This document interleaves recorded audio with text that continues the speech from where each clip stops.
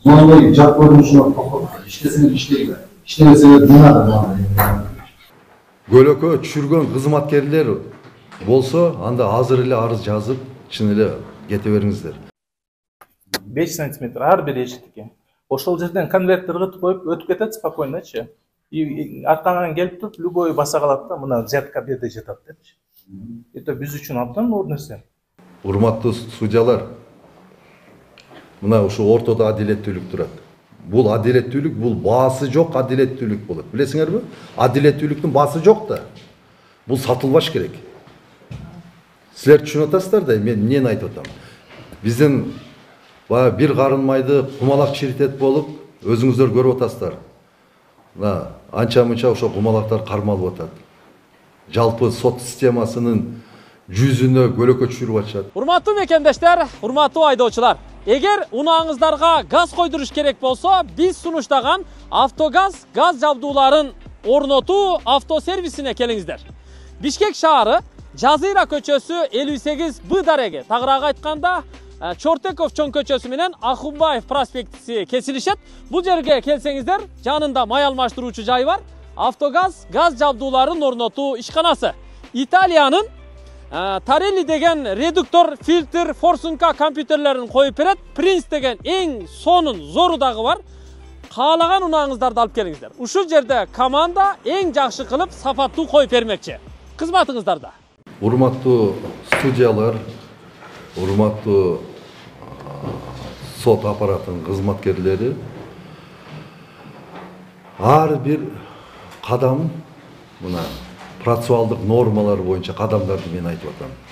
Бардыгы өз учурунда кылынып туруш керек. Өз учурунда бергиле, мөөнөтүн бузбаңыздар.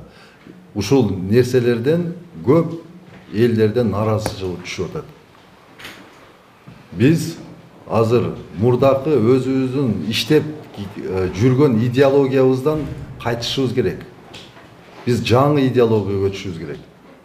Урматтуу судьялар, мына ушу ортодо адилеттүүлүк турат. Бул адилеттүүлүк, бул баасы жок адилеттүүлүк болот. Билесиңерби? Адилеттүүлүктүн баасы жок да. Бул сатылбаш керек. Силер түшүнүп атасыздар да, мен эмнени айтып атам. Биздин бир карын майды кумалак чиритет болуп, өзүңүздөр көрүп атасыздар. Анча-мынча ошо кумалактар кармалып атат. Жалпы сот системасынын жүзүнө көлөкө түшүрүп атышат. Биз ошондой нерселерден арылышыбыз керек.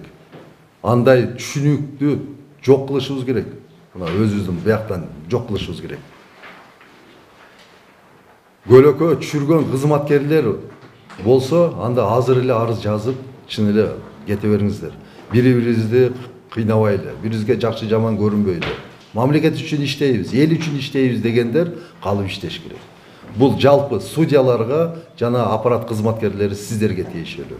Бардыгыңыздарга тиешелүү. Силер түшүндүңүздөр да. Ар бир нерсени өз убагында, дресс-кодду сакташ керек. Өз убагында келиш керек. То есть тартипти сакташыбыз керек. Анан баягындай бул жерде судьялар бири-бири менен келишпестик, мындай ызы-чуу тополоңдор жокпу андай? Андай көрүнүш жокпу? Жок болсо 5 сантиметр ар бир эшиктики. Ошол жерден конвертер кылып коюп өтүп кетет спокойночу.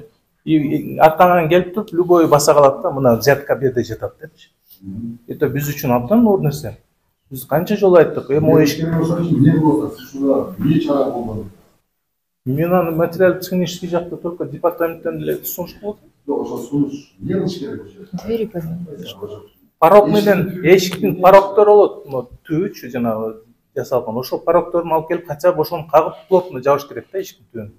Медребек Асманович келгенден бери берип атабыз. Мындан тышкары Медребек Асманович бул менин эмем деп кирбейт, конечно, бирок облус сотунун судьялары биз жалгыз карайбыз да судьяларны. Совещательныйларда в принципе сүйлөшпөйбүз өзү.